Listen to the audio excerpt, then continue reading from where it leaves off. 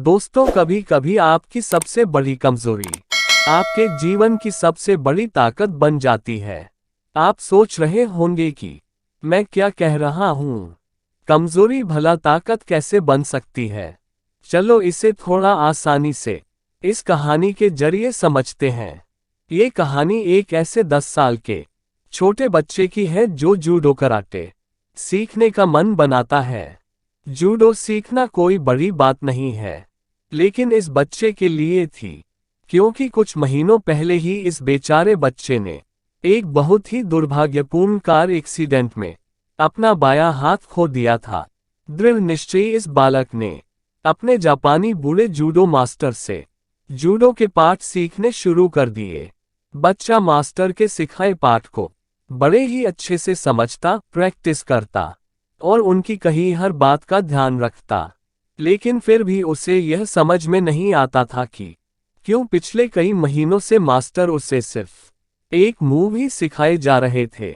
एक दिन बच्चे ने अपने मास्टर से पूछ ही लिया, मास्टर, क्या आपको नहीं लगता कि मुझे और भी अलग अलग मूव्स सीखने चाहिए? मास्टर बोला, तुम इस मूव को अच्छे से सीख चुके हो और तुम्हें इसे और भी ज्यादा अच्छे से सीखना चाहिए। लड़का अपने मास्टर की बात को ठीक से समझ नहीं पाया, लेकिन फिर भी उसे अपने मास्टर पर भरोसा था, इसलिए उसने मास्टर की बात का मान रखते हुए प्रैक्टिस जारी रखी।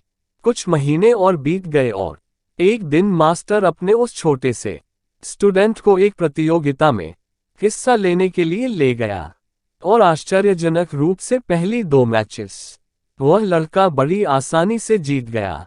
तीसरी मैच बेशक ज्यादा कठिन होने वाली थी, लेकिन तीसरी मैच में उसका प्रतिद्वंदी अपना धीरज खो देता है और ये लड़का अपना वही मूव आजमाता है जिसका उसने कई महीनों से लगातार प्रशिक्षण किया था। लड़का खुद भी अपनी कामयाबी से आश्चर्यचकित रह जाता है।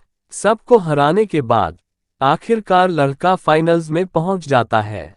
फाइनल में लड़के के अपोजिट जो प्रतिद्वंदी था, वह उससे कई बड़ा ज्यादा ताकतवर और ज्यादा अनुभवी मालूम होता था। वो लड़का बेमिसाल लग रहा था। मैच शुरू हुई और छोटा लड़का काफी मार खाने लगा। कहीं वो छोटा लड़का ज्यादा इंजर्ड ना हो जाए, ये सोचकर रेफरी बीच में आया और उसने थोड़ी देर के लिए मैच रोक दी।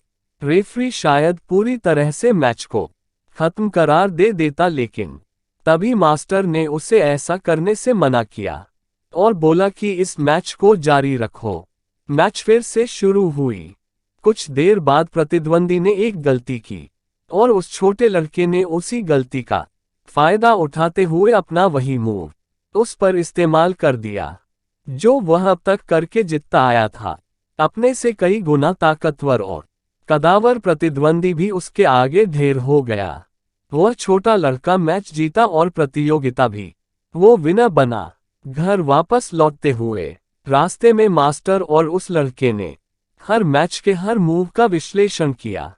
हिम्मत करके उस लड़के ने अपने मास्टर से वह सवाल पूछ लिया जो उसके दिमाग में कब से चल रहा था, मास्टर, सिर्फ एक मूव से मैं कैसे इतने सारे मैच और आखिरकार टूर्नामेंट भी जीत गया?